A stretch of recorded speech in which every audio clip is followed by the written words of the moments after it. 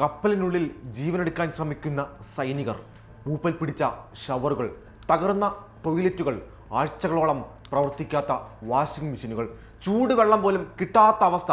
ഇത് ഏതെങ്കിലും അഭയാർത്ഥി ക്യാമ്പിലെ കാര്യമല്ല കേട്ടോ.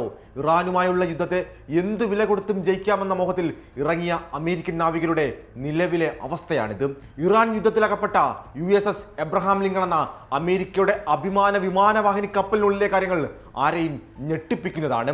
കഴിഞ്ഞ വർഷം നവംബറിലാണ് എബ്രഹാം ലിങ്കൺ സാന്റിയാഗോ തുറമുഖത്ത് നിന്ന് യാത്ര തിരിച്ചത്.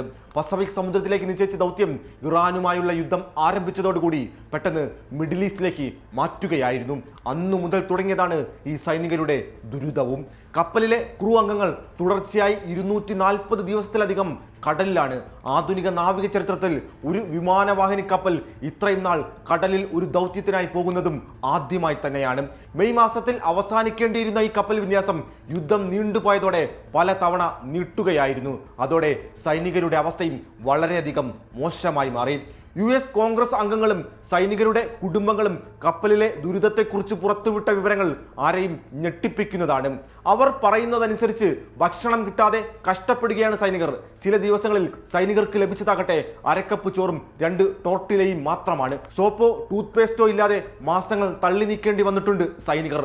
പൂപ്പൽ പിടിച്ച ഷവറുകൾ, തകർന്ന ടോയ്ലറ്റുകൾ, ആഴ്ചകളോളം പ്രവർത്തിക്കാത്ത വാഷിംഗ് മെഷീനുകൾ, എന്തിന് ചൂടുവെള്ളം പോലും കിട്ടാത്ത അവസ്ഥ.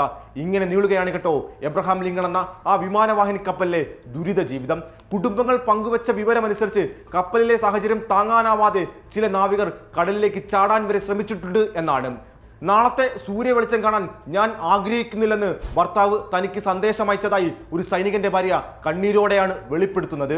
തങ്ങളുടെ 13 വർഷത്തെ കരിയർ ഒറ്റ രാത്രി കൊണ്ട് നശിച്ചു പോകുമോ എന്ന ഭയത്തിലാണ് പലരും ഈ യാതനകൾ പുറത്തു പറയാൻ പോലും മടിക്കുന്നത്. ഈ വാർത്തകൾ പുറത്തു വന്നതോടെ അമേരിക്കൻ ഭരണകൂടവും പ്രതിരോധ വകുപ്പും വലിയ സമ്മർദ്ദത്തിലായിരിക്കുകയാണിപ്പോൾ. ഡെമോക്രാറ്റിക് കോൺഗ്രസ് അംഗങ്ങൾ പെന്റഗണിനെതിരെ കടുത്ത വിമർശനവുമായി ഇതിനോടകം തന്നെ രംഗത്തെത്തിയിട്ടുണ്ട്.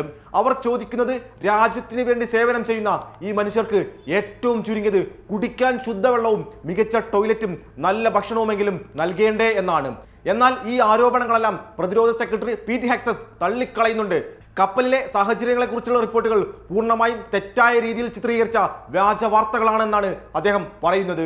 എല്ലാ കപ്പലുകൾക്കും ജീവനക്കാർക്കും ആവശ്യമായ എല്ലാ സൗകര്യങ്ങളും സമയബന്ധിതമായി നൽകുന്നുണ്ടെന്നും ചില ദൗത്യങ്ങൾ സ്വാഭാവികമായും നീണ്ടുപോകാറുണ്ടെന്നും അദ്ദേഹം ഈ പ്രശ്നങ്ങളെല്ലാം ന്യായീകരിച്ചുകൊണ്ട് പറഞ്ഞു.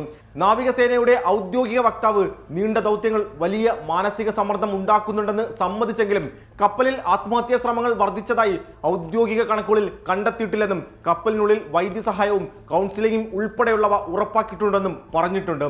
ഈ സമ്മർദ്ദങ്ങൾക്കൊടുവിൽ ഒരു മാറ്റത്തിനു കൂടി അവിടെ വഴി തെളിയുന്നുണ്ട് കേട്ടോ. എബ്രഹാം ലിങ്കണിന് പകരമായി മറ്റൊരു US വിമാനവാഹിനി കപ്പലായ USS ജോർജ് വാഷിംഗ്ടൺ പശ്ചിമേഷ്യൻ മേഖലയിലേക്ക് തിരിച്ചിട്ടുണ്ട് എന്നാണ് ചില റിപ്പോർട്ടുകൾ പറയുന്നത്. വിയറ്റ്നാമിലെ തുറമുഖത്തു നിന്ന് പുറപ്പെട്ട ഈ കപ്പൽ മലാക്ക കടലിടുക്ക് വഴി മിഡിൽ ഈസ്റ്റിലേക്ക് ഇപ്പോൾ നീങ്ങിക്കൊണ്ടിരിക്കുകയാണ്. ഇറാനുമായുള്ള യുദ്ധം സാധാരണക്കാരായ സൈനികരുടെ മാനസികാരോഗ്യത്തെ അതിഗുരുതരമായിട്ടാണ് ബാധിച്ചിരിക്കുന്നത്. യുദ്ധങ്ങൾ രാഷ്ട്രീയ നേതാക്കളുടെ തീരുമാനമാകാം, പക്ഷേ അതിന്റെ ഭാരം മുഴുവൻ പേറേണ്ടി വരുന്നത് മിക്കപ്പോഴും സാധാരണക്കാരായ മനുഷ്യരായിരിക്കുമെന്നാണ് ഈ കാര്യങ്ങൾ നമ്മെ ഓർമ്മിപ്പിക്കുന്നത്.